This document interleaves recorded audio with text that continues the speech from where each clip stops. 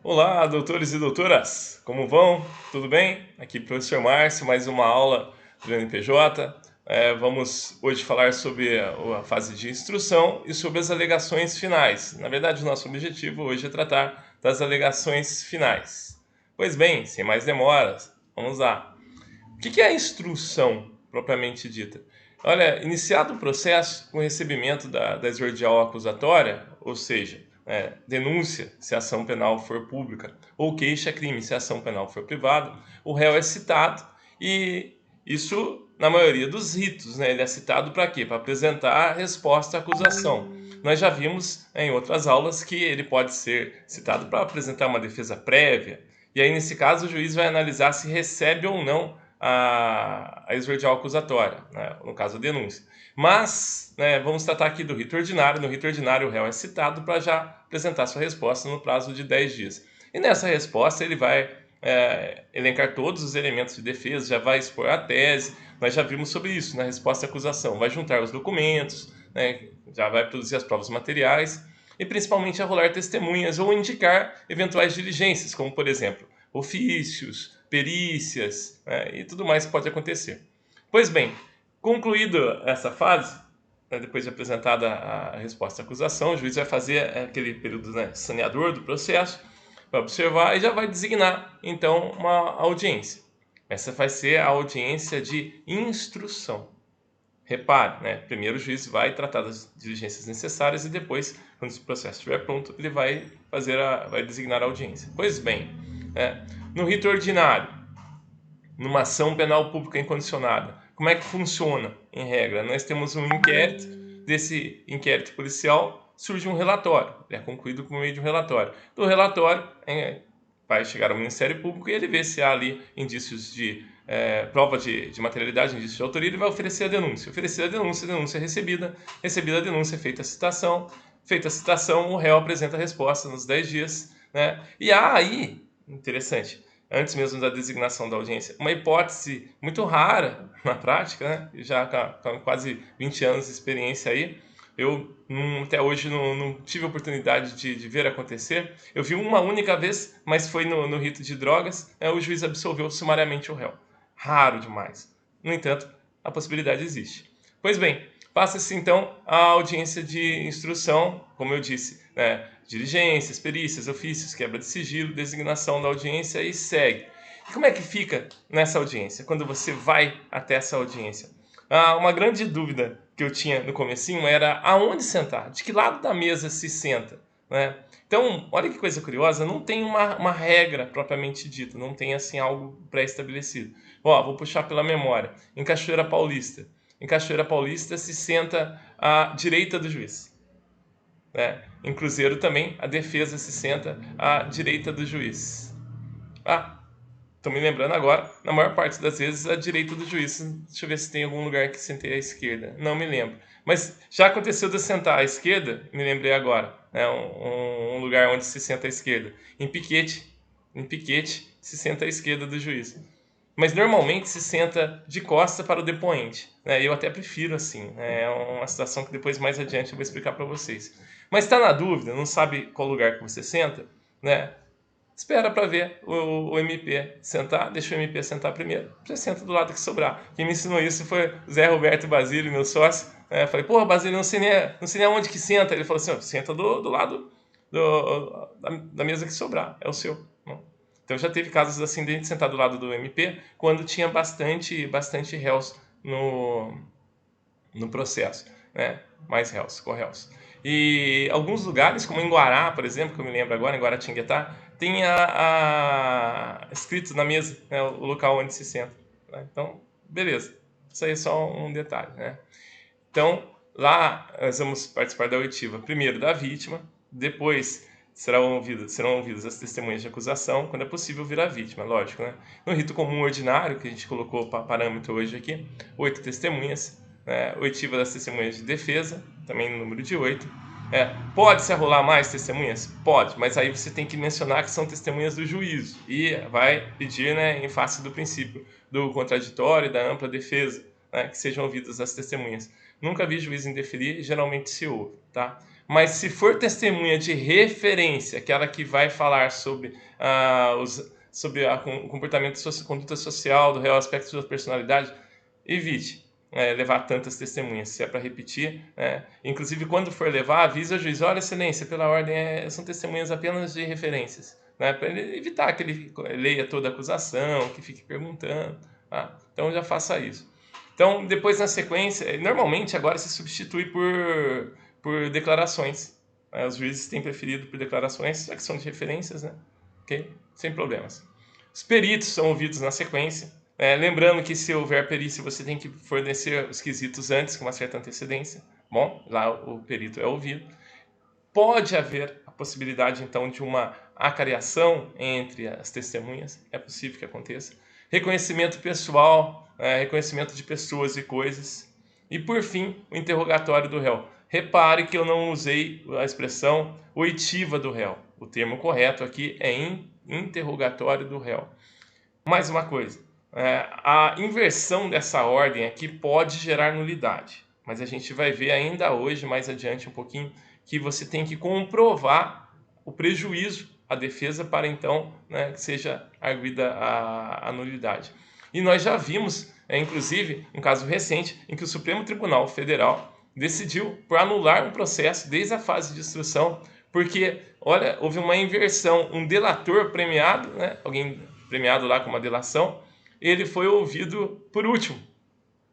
E se entende, houve um entendimento firmado no Supremo Tribunal Federal, que o delator premiado, ele está ao lado nesse momento em que depõe, ao lado da acusação. Então, portanto, o delatado deve ser ouvido por último.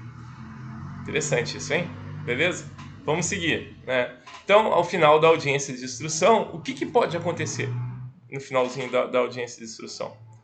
Pode acontecer as alegações finais ou novas diligências. É possível que surja a necessidade ali de novas diligências. E nesse caso, então, se passam as alegações finais, elas vão ser postergadas, haverá uma outra data, elas vão, inclusive, ser feitas por memoriais. Uma coisa comum que acontece nessa condição, muito comum mesmo, às vezes tem testemunhas que são ouvidas por precatória. E então se adia a chegada, o retorno das precatórias para que se possa promover as alegações finais. E aí são sempre feitas por memoriais. Precatória, para quem não se lembra, quando alguém vai se apresentar diante de um juiz de uma outra comarca. Então, a divisão entre as comarcas, e aí, às vezes, é necessário. Quando uma testemunha ou a mesma própria parte pode ser ouvida em uma comarca diferente da sua. Bom, então, tá aí. Se essa é a possibilidade. Mas, normalmente, o que o Código de Processo Penal estabelece? Estabelece que as alegações finais são feitas de maneira oral. São feitas de forma oral. Essa é a regra. A exceção são os memoriais. E será concedido tanto a acusação quanto a defesa 20 minutos para que possam fazer, então, as alegações finais, prorrogáveis até por mais 10. Bom, e aí, da onde que a gente tira isso? Vocês sabem que tudo que nós tiramos aqui sai da doutrina, sai primeiro da lei, da doutrina ou da jurisprudência. Fundamento legal, estamos aí no artigo 402 do Código de Processo Penal. Sempre importante, doutores do 9º período, do 10º período, você que já está se preparando para o exame de ordem, é importante, quando está estudando processo penal, ler a lei seca, a lei pura e simples, sem nenhum comentário. Então, a primeira leitura que nós sempre fazemos é da lei. Então, vamos ver o artigo 402. Produzidas as provas ao final da audiência, o Ministério Público, o querelante, você sabe o que é querelante, né? O querelante é o autor numa ação penal privada. Pois bem, ele faz ali as vezes da acusação. Então, vamos voltar? Produzidas as provas ao final da audiência, o Ministério Público, o querelante e o assistente, às vezes a possibilidade de assistente de acusação, e a seguir o acusado, poderão requerer diligências, cuja necessidade se origine em circunstâncias ou fatos apurados durante a instrução. Pois bem, vamos em continuidade ao artigo 403. Não havendo requerimento de diligências ou sendo indeferido, pode também acontecer, serão oferecidas alegações finais orais, por 20 minutos, respectivamente. Primeiro a acusação, lógico, e depois a defesa. Cuidado na inversão aí, hein? Prorrogáveis por mais 10, 10 minutos no caso, proferindo o juiz a sentença a seguir. Esse é um ponto interessante. Se as alegações, como demonstra o artigo 403, forem feitas de maneira oral, o juiz tem que, na sequência, também, né, fazer o julgamento. Olha que interessante. Então, aí eu já vi acontecer do juiz querer que as partes façam de maneira oral e ele depois chama o processo à conclusão para julgar. Está errado. Correto conforme está a lei ali, se foram feitas orais, ele tem que julgar na sequência. Se há uma complexibilidade, se não há tempo para a produção dessa audiência, a pauta está tumultuada, ele deve fazer o que então? Deixar por memoriais. Bom, e eu já vi também acontecer uma coisa interessante, né? Por isso que é bom a gente dividir a experiência. Eu vi uma vez o Ministério Público quis fazer orais. Falou assim: excelência, posso fazer orais? Eu gostaria de fazer orais. Aí ele até falou assim: olha, se quiser fazer, doutor, pode fazer. Mas já vou avisando que não vou sentenciar agora. Se quiser fazer, pode fazer, sem problema. Mas eu não vou. Aí o Ministério Público quis fazer orais e eu optei pelos memoriais. Falei assim: excelência, já que o senhor não vai sentenciar agora, eu peço prazo. Não me oponho ao promotor, se o promotor quiser fazer oral, sem o menor problema, mas eu gostaria de fazer então por memoriais. O juiz, pois não, foi deferido, o promotor fez oral e eu fiz depois por memoriais. Olha que interessante, então é bom para a sua experiência. Bom, havendo mais de um acusado, o tempo previsto para a defesa de cada um será individual. Aqui não é para dividir 2 réus, dá 10 minutos para cada um. Não pode. Isso aí pode gerar nulidade por cerceamento de defesa. O parágrafo 1º do artigo 403 prevê que o tempo será individual. Ao assistente do Ministério Público, após manifestação desse, serão concedidos 10 minutos, prorrogando por igual período o tempo de manifestação da defesa. Lógico, porque o assistente de acusação ele não é peça principal, né? Ele é subsidiário. Pois bem, o juiz poderá, considerada a complexidade do caso ou o número de acusados, conceder às partes o prazo de 5 dias sucessivamente para apresentação de memoriais. Neste caso, terá o prazo de 10 dias para proferir a sentença. Olha aqui, o fundamento, segundo o qual entendemos que se as alegações finais são orais, o juiz tem que proferir a sentença na sequência também, tem que proferir a sentença na sequência, está na parte final do parágrafo 3º do artigo 403. Vamos ver de novo. Nesse caso, terá o prazo de 10 dias para proferir a sentença. Ou seja, se ele faz oral, se as alegações finais são orais, ele deve, então, proferir a sentença de pronto. Se não, olha lá, ele tem o prazo de 10 dias. E o que acontece se ele não proferir a sentença em 10 dias? Nada. Não acontece nada. Nada. Então, não tem nem nada aí que se possa fazer. Tá bom? Beleza? Seguindo, né? A ausência das alegações finais pode gerar nulidade nos termos do artigo 564.3, a linha E. Um pouquinho antes de entrar na questão das nulidades, deixa eu voltar aqui, né, e falar o seguinte com vocês. As alegações finais, elas são orais. Já vai para a audiência preparado para fazer de maneira oral. Agora, daqui a pouquinho mais adiante, eu vou dar algumas dicas para vocês. Mas já põe na sua cabeça, é oral. Ah, meu Deus do céu, tô desesperado, porque passei a faculdade inteira sem fazer nada oral e agora tem que fazer. Até o último semestre os últimos semestres meus foram feitos, né, de maneira virtual por causa da pandemia, não sei o quê. Calma. Né? Para tudo tem um jeitinho. Né? Daqui a pouco eu vou passar para você o jeitinho, mas desde já não se apavora. Bom? E vamos para as nulidades. Podem acontecer nulidades? Podem. Você, meu amigo, que está no 9º período, no 10º período, você já estudou processo penal, você tem que conhecer o artigo 564 do Código de Processo Penal. É ele que traz as hipóteses de nulidade. E nulidade sempre é a possibilidade de um pedido. O devido processo legal, dos profs of law, né, como diriam aqueles que querem dar uma floreada no negócio. O que acontece com o devido processo legal? No devido processo legal, não pode se fugir da receita de bolo estabelecida pela lei. Bom, se houver, e aí é interessante, né? Mais um reforço, restando prejuízo, pode-se arguir a nulidade. Vamos então ao nosso caso prático aqui. O que vai estar a relação aqui é com a linha E, né? Do inciso 3, a linha E. Então, a nulidade ocorrerá nos seguintes casos. A citação do réu para ver se processar, o seu interrogatório, quando presente, e os concedidos e os prazos concedidos à acusação e à defesa. Então, se o juiz não conceder, né, ou conceder um prazo diferente, menor do que o previsto em lei, maior pode, menor não. Né? Maior não haveria, não iria ferir a ampla defesa, pelo contrário, a garantiria. Né? E não tem prejuízo a ampla acusação. Não existe ampla acusação, existe só ampla defesa. Então, maior pode, menor não, senão gera prejuízo. E aí, o que você tem que fazer? Ó? Tem que se demonstrar, segundo o artigo 563, o prejuízo. Nenhum ato será declarado nulo se da nulidade não restar prejuízo para a acusação ou para a defesa. Então, mera formalidade, em tese, né, violação à mera formalidade, em tese, não gera nulidade. Porém, na prática, os juízes não gostam de deixar essa margem, não gostam de deixar essa possibilidade aberta, ao menos para discussão. Não gostam. Então, o juiz geralmente toma essa cautela, toma esse cuidado. Eu já vi casos assim, em que o juiz fez a instrução e tal, e já chamou o processo à conclusão. O promotor já ia levantando da mesa. Aí eu falei, excelência, pela ordem, e as alegações por memoriais, antes do senhor chamar a conclusão? Ele, nossa, doutor, ainda bem que o senhor falou. O que é isso? Eu podia ter ficado quietinho, mas nós devemos zelar pela lealdade processual. Isso seria uma conduta desleal.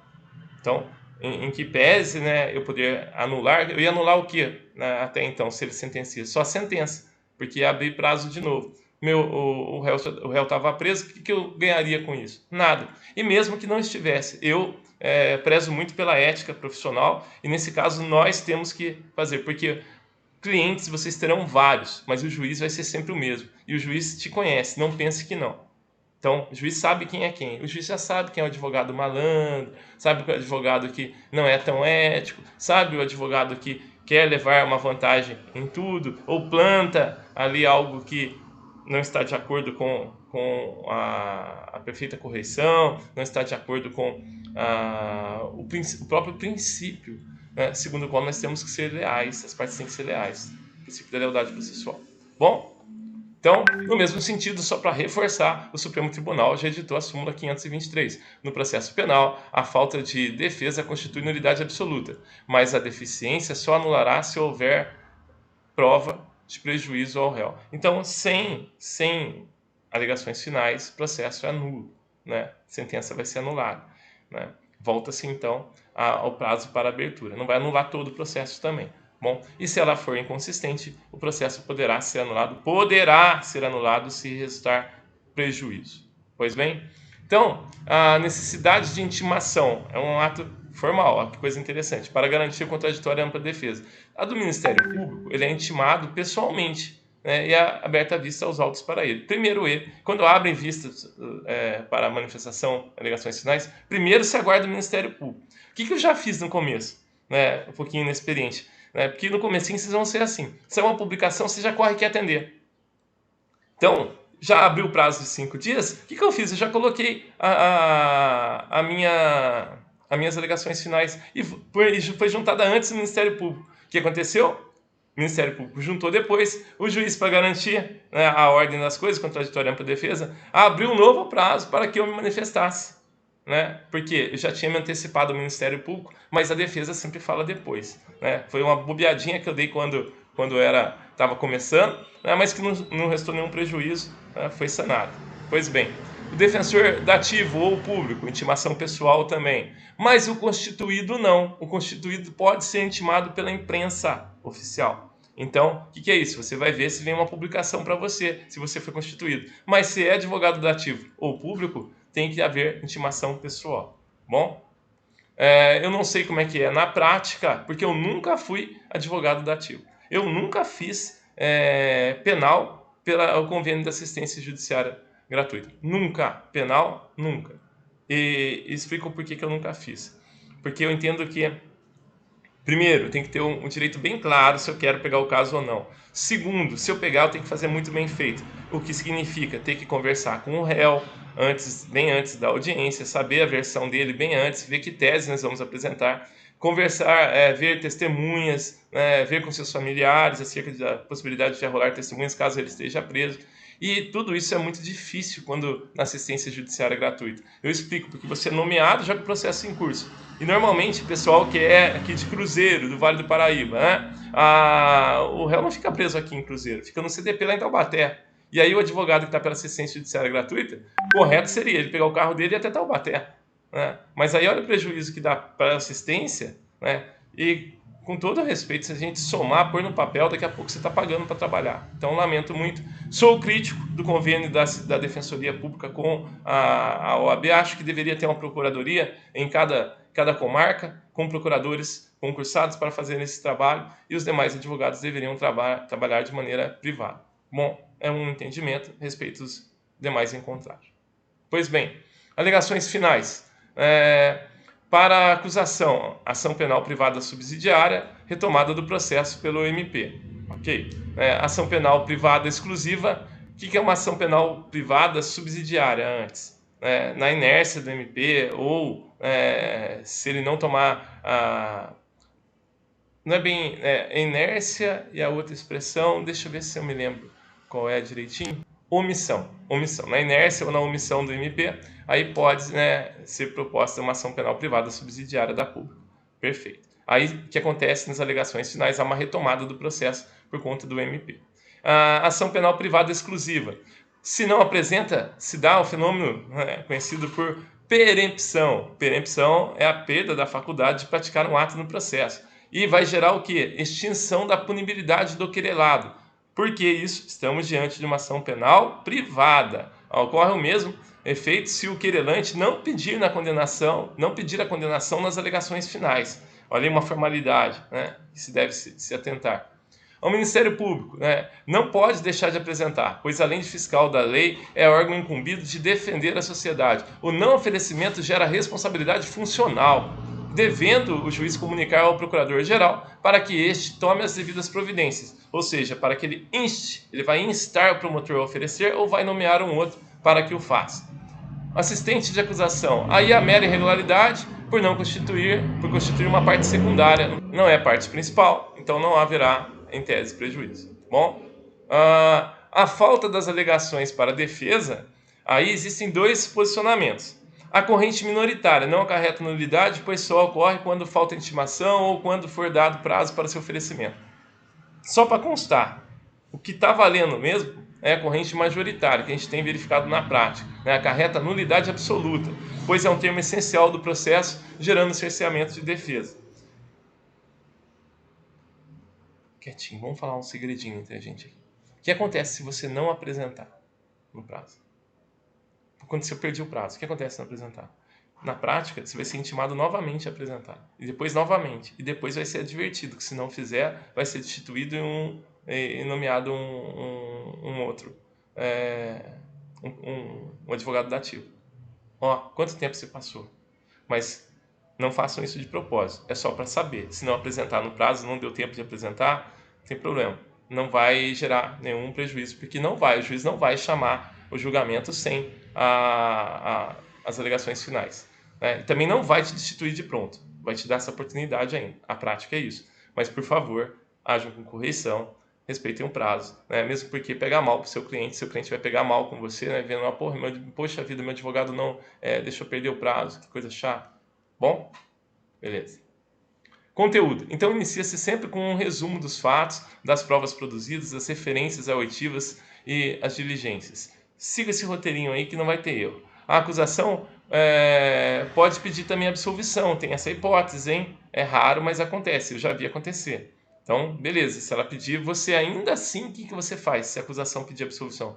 Você faz também as suas alegações e deixa bem gravado lá, que assim como o Ministério Público requer-se a absolvição. Bom, ou a condenação em seus termos, que é o que normalmente acontece, Ele vai ratificar, vai confirmar os termos da exordial acusatória, denúncia. Bom, qualificadoras, majorantes, regime prisional, observe que a acusação sempre vai passar por toda a linha da condenação. Bom, a defesa não deve pedir a condenação, jamais, porque existe um entendimento corrente de que se pedir a condenação vai haver uma colisão com a chamada indisponibilidade de interesse. Isso pode gerar uma nulidade. Então não corra o risco. Nunca peça condenação, mas tem um jeitinho que a gente dá. Você não pede, você pode não pedir absolvição. Aí não tem nulidade. O que você não pode fazer é pedir a condenação. Isso não pode. Mas peraí, professor, não entendi. Tá bom. O réu confessou. Como é que você vai pedir a absolvição dele? Não tem como. Aí o que você faz, né? Ou tá nítido, né?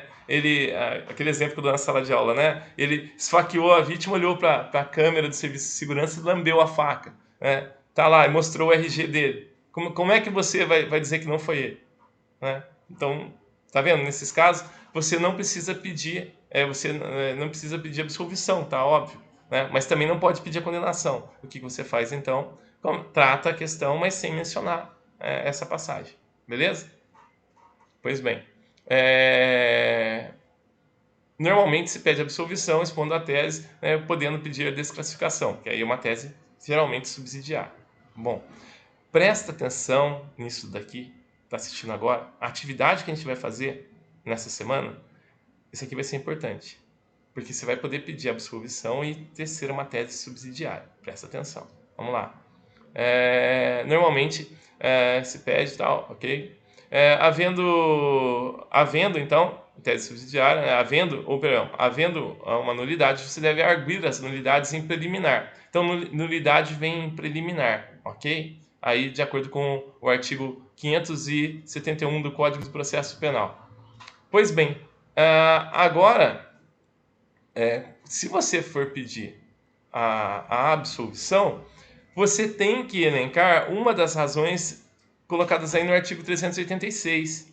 Dá uma olhada aí, ó. O juiz absolverá o réu mencionando a causa na parte dispositiva, desde que reconheça estar provada a inexistência do fato, ou seja, o fato nunca existiu, tá?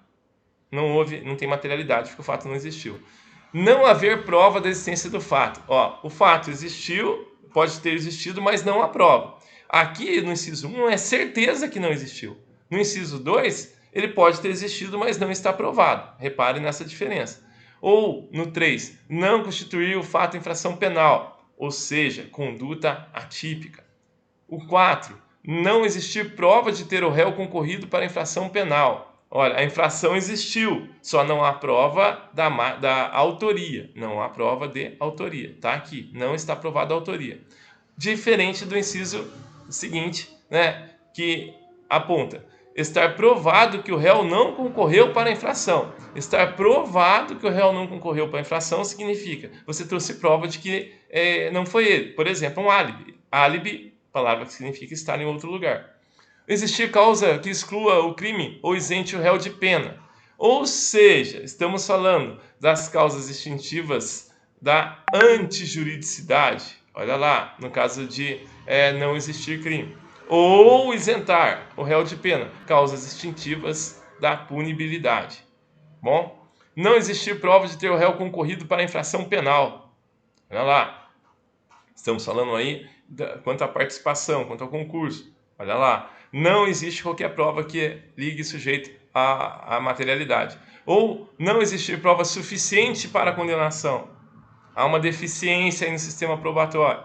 Vamos aí. Existirem circunstâncias que excluam o crime, ou isentem o réu de pena. Excluir o crime ou isentar o réu de pena. Excluir o crime. Por exemplo, do artigo 20, olha lá o que está falando, do erro. A gente obrou por erro, né? E aí faz-se uma menção praticamente direta a quê? A isenção do réu de pena. A causas extintivas da culpabilidade. Ou mesmo se houver fundada dúvida de sua existência. Aí, com relação à materialidade. Não existir prova suficiente para a condenação. Bom, então aí vocês têm que fazer relação a eles quando forem fazer o pedido. Bom, pedido de absolvição. Consequências relacionadas. Presta atenção nisso. Vamos fazer você vai fazer então, vai desenvolver a tese, da tese você vai fazer o pedido, e do pedido vai gerar uma consequência. Por exemplo, quando o réu está preso e você pede absolvição, qual é a consequência se for deferida a absolvição? A com a consequente expedição do competente alvará de soltura em favor do réu. Ou seja, né, tá preso, vai vir uma ordem para soltá-lo. E se o réu estiver foragido? O que pode acontecer dele responder o processo foragido? E aí você pediu absolvição, o que mais você vai pedir? Alvará de soltura? Para quê, se ele não está preso? Então aí o pedido, presta atenção, hein, para não errar no exame de ordem. O pedido vai ser o quê? A expedição do contramandado de prisão em favor do réu. Contramandado é uma ordem que vai, né, contra aquela ordem da prisão preventiva. Bom, presta atenção nisso. Então, pode-se também pedir subsidiariamente, né, em caso de condenação, deferimento, pelo deferimento, havendo eventual condenação, do direito de recorrer em liberdade. Também, né, sempre se pede, né, caso Vossa Excelência entenda pela condenação que garanta ao réu o direito de recorrer em liberdade. Bom, principalmente se ele respondeu todo o processo em liberdade.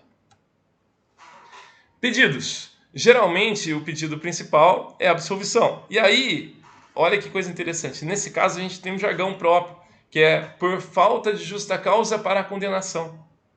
A ausência dos requisitos de ordem material necessários à condenação. Ou seja, ausência, por exemplo, de materialidade delitiva, como a gente viu agora há pouco no artigo 386. A tipicidade, excludente de licitude, excludente de culpabilidade, ou mesmo de autoria, e aí a gente está falando da relação de causalidade. Beleza? Olha lá, até coloquei lá, 386, né? Para fazer, daqui a pouco você vai lá e faz a menção ao artigo 386. Pois bem, caso seja o pedido de desclassificação ou não seja, não se peça absolvição, naquele primeiro exemplo que eu dei, né? Que o réu confessou, por exemplo, admitindo-se uma condenação de menor rigor, a defesa conclui pela falta de justa causa para a punição excessiva. É essa terminologia que nós usamos quando você vai, né, então formalizar o seu último pedido ali, né, a consequência do seu pedido.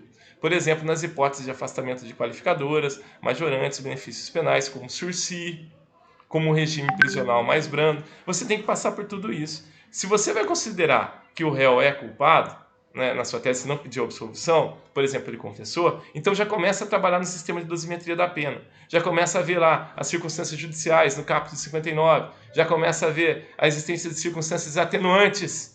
No caso, né, verifiquem na sequência. Vão afastando as agravantes e depois, né, procurem também afastar as causas de aumento e reforçar eventuais causas de diminuição de pena. Lógico, antes de tudo isso, tentar afastar qualificadores. Tudo isso é trabalho técnico que deve ser trazido aqui nas alegações finais. Atenção, então. Para exame de ordem, trabalhe com o que você tem no enunciado. Para a nossa atividade aqui, trabalhe com o que você tem no enunciado. Não vá trazer coisas que não tem no enunciado. Por exemplo, inventar que o réu é religioso, que ele faz serviço voluntário gratuito. Se não consta no enunciado aqui, você não pode usar. Beleza? Na prática, agora as dicas quentes do professor com relação à prática. Então vamos lá. Anotar a data da audiência e imediatamente avisar o cliente.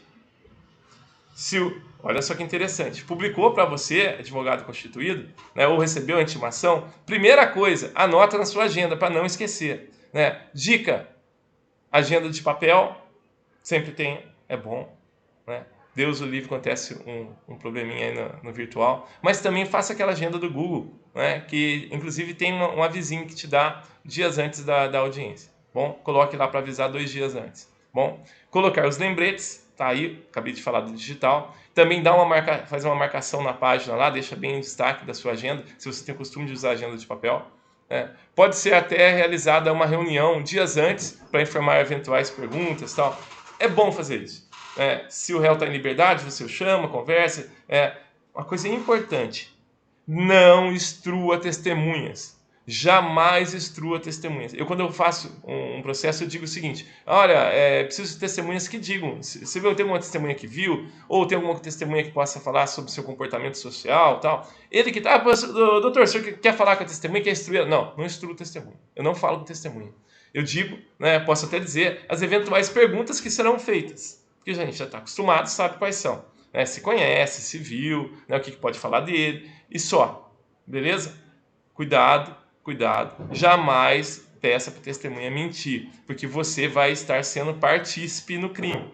Né? Na minha opinião, é partícipe. Bom, então, advogado criminalista tem que respeitar uma linha tênue entre ser advogado bom advogado, combativo advogado e partícipe de crime. Não pode ser partícipe jamais.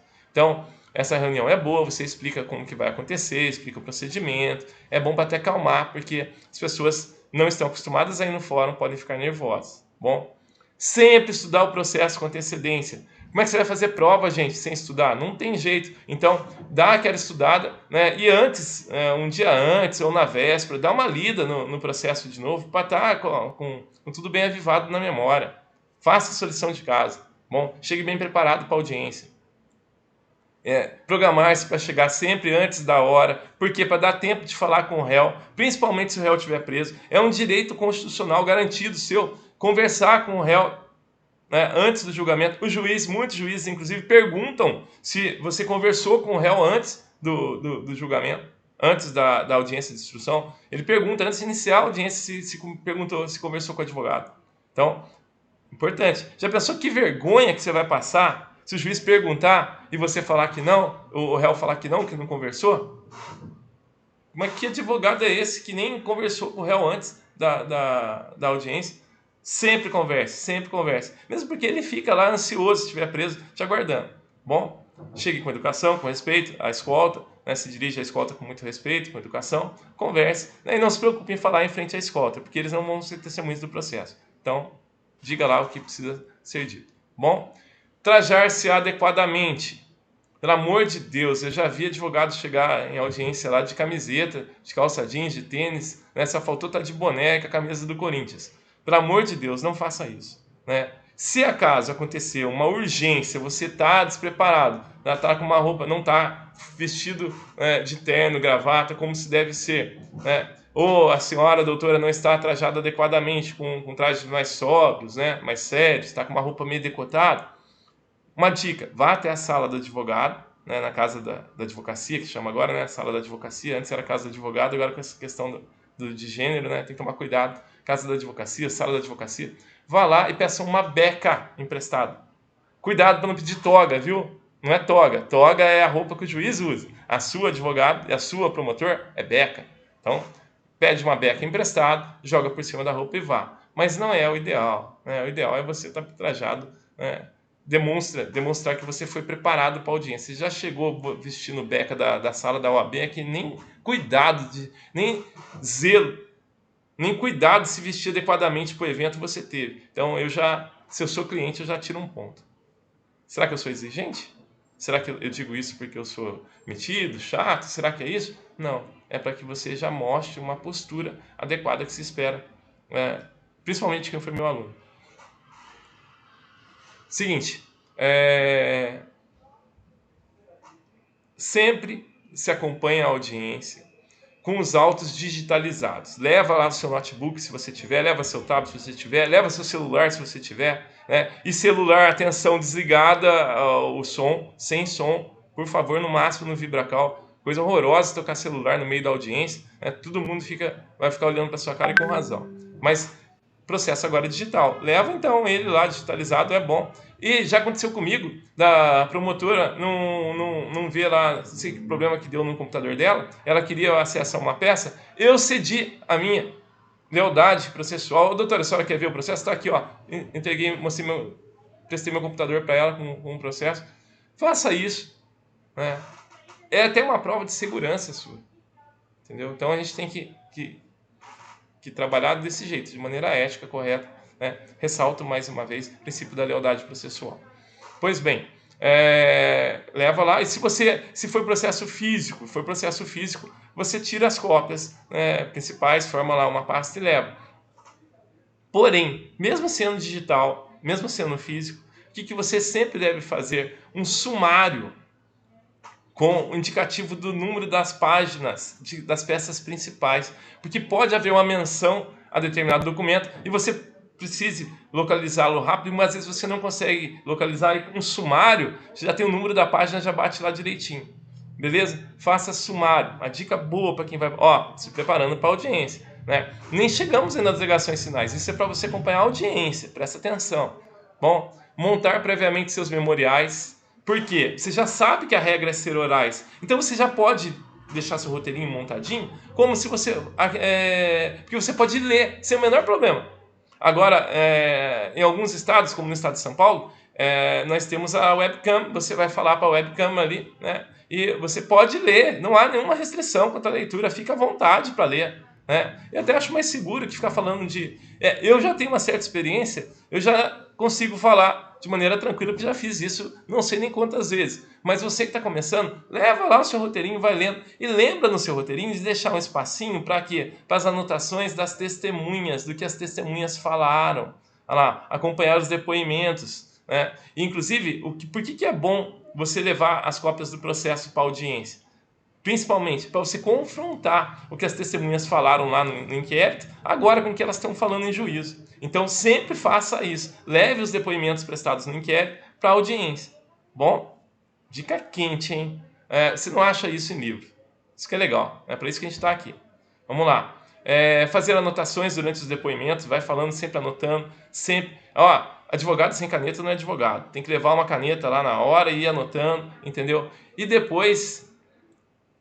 Presta atenção numa coisa. Durante os depoimentos, nunca encare os depoentes, sejam eles quem for.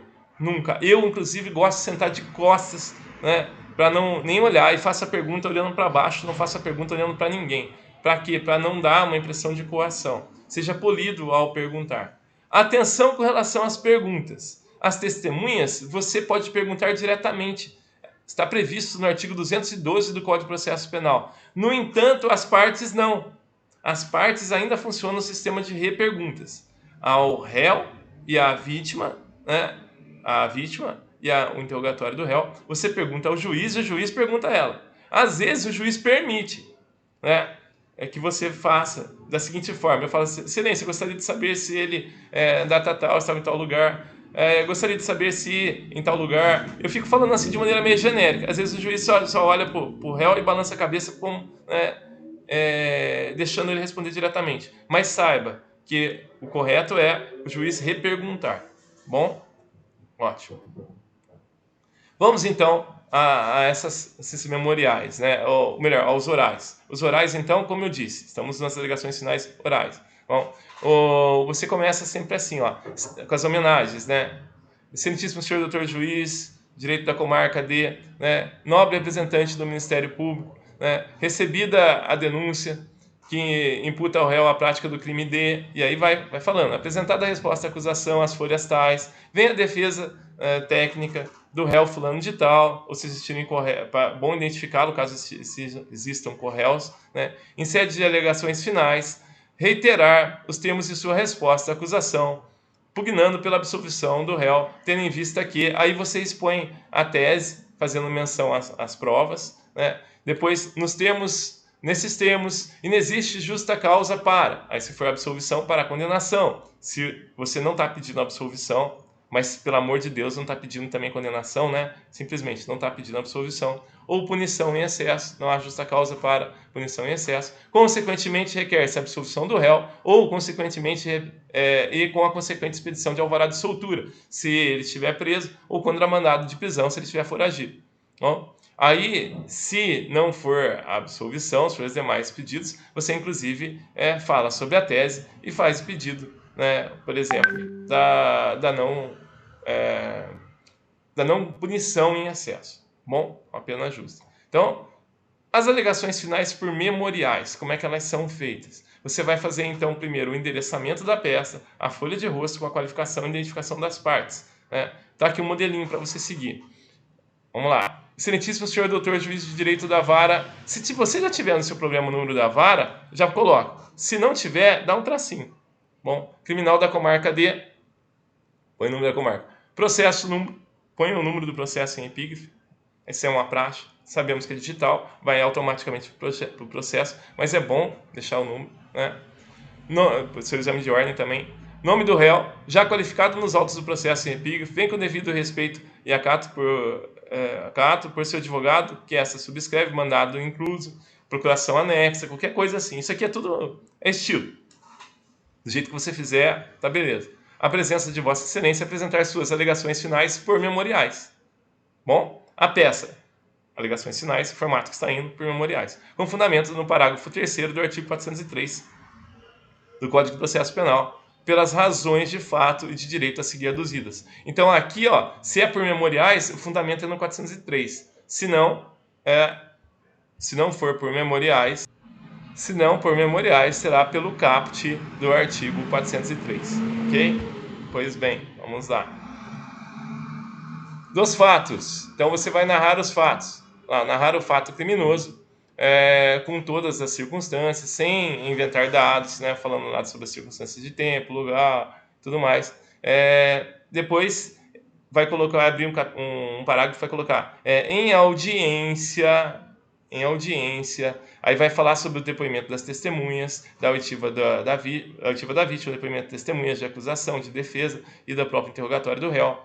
Depois vai colocar lá, trazer sempre, né, vai falar do direito, aí vai trazer sempre a tese defensiva, olha lá, né, falta de justa causa para condenação ou falta de justa causa para punição em excesso. Né, se houver nulidades, você vai arguir em preliminar as nulidades em preliminar, lembre-se disso. Depois vai mencionar doutrina e jurisprudência, né, se existir divergência doutrinária, se achar que merece, né, um fundamento melhor, ponha doutrina e jurisprudência. Não adianta botar, se for caso óbvio, não haver nenhuma discussão, porque o juiz sabe da doutrina, sabe da jurisprudência, bobagem. Reproduzir artigo de lei também, só se for realmente necessário. E depois conclua, né, a sua tese. Sempre é bom fechar, né, com uma conclusão. Lembra? Introdução, desenvolvimento, conclusão. E o pedido. Diante do exposto, você quer ser Vossa Excelência, aí você vai requerer a absolvição, que foi o caso, né? Aí expor a tese depois, né, tendo em vista. Aí expõe a tese e manifesta a expedição do competente. Aí vai alvará de soltura contra mandado de prisão, com medida da mais legítima justiça, conclui, assina, ponto final. Conclui sua peça, beleza? Concluída, então, o modelinho, vamos à nossa proposta, vamos aí à atividade dessa semana, que eu criei especialmente para vocês.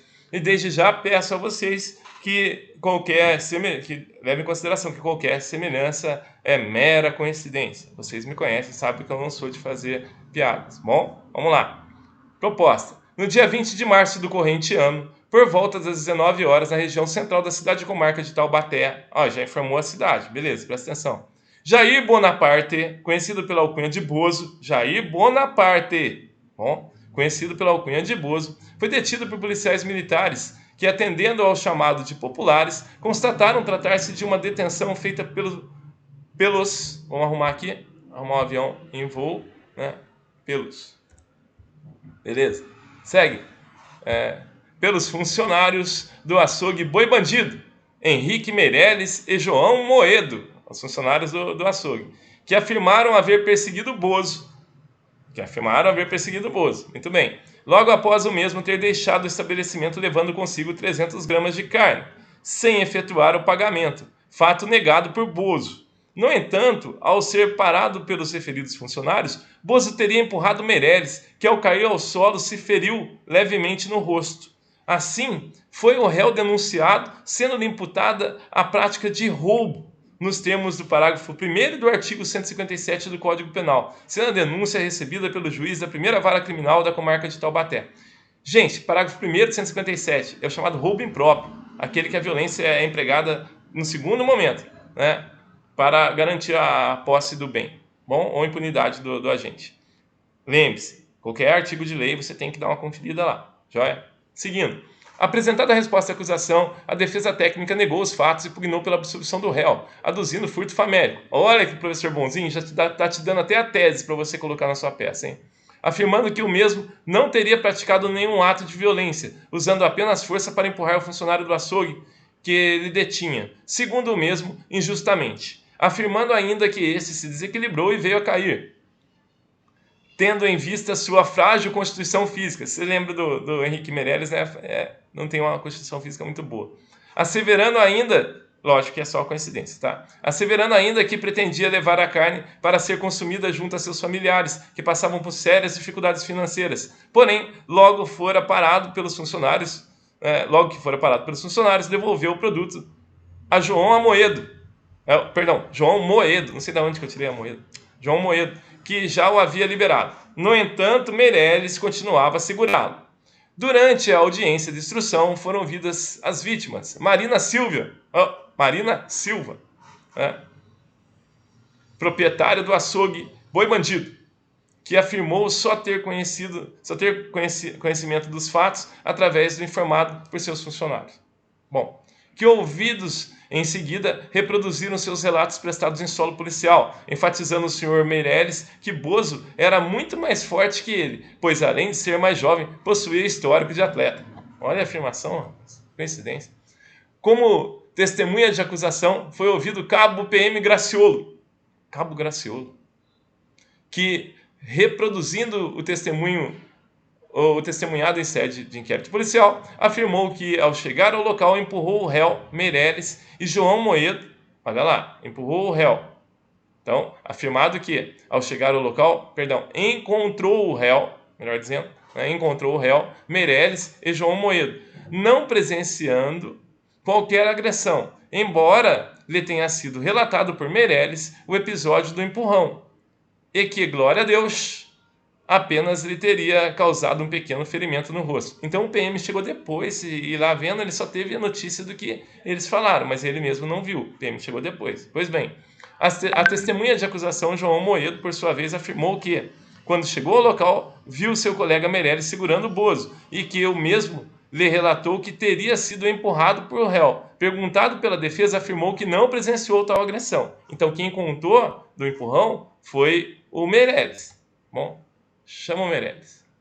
Arroladas pela defesa, as testemunhas Fernando Raridade e Guilherme Bolo afirmaram que, do ponto de ônibus onde estavam, viram quando Bozo corria e que fora seguro por Meirelles, e que João Moedo teria chegado após. No entanto, não presenciaram qualquer agressão, apenas muita discussão, e que logo em seguida embarcaram no ônibus, antes mesmo da chegada dos policiais. Em resposta aos questionamentos do defensor, afirmaram que, antes de embarcar, presenciaram a chegada de Moedo ao local. Pois bem, né? Então, as testemunhas não viram qualquer agressão. Inclusive viram o Moedo chegar depois. Interrogado em juízo, o réu afirmou que pretendia furtar a carne, pois estava desempregado há meses e seus filhos Carlos e Flávio, os filhos do Jair, Carlos e Flávio, já estavam há bastante tempo sem comer carne, se alimentando de maneira precária. Afirmou ainda que não se recorda de ter empurrado o funcionário do açougue, embora tenha tentado se livrar deste, que o segurava, afirmando que logo que foi alcançado por Meirelles, devolveu o produto.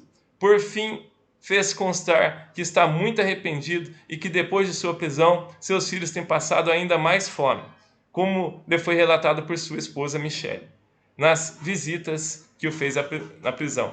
Então, tá claro, ele está preso preventivamente. Estão vendo? Não é temporário porque já passou, com certeza, o prazo, né? Então, ele está preso preventivamente. Presta atenção no seu pedido, né? Se você vai pedir pela absolvição, tem que pedir também pelo competente alvará de soltura. Bom? Como é que o rapaz chama Jair, o filho Carlos e o outro Flávio e a esposa Michele? Bom, vamos lá. Encerrada a instrução, o magistrado abriu o prazo para memoriais. Assim, na qualidade de defensor de Jair, tome as medidas cabíveis. Agora é com você, doutor, é com a senhora, doutora. Né? Eu achei que ficou bem claro, né? Tá bem divertido. Fica com vocês agora a parte de fazer essa peça, que sabemos, né, alegações finais primordiais. Doutores e doutoras, até a próxima aula.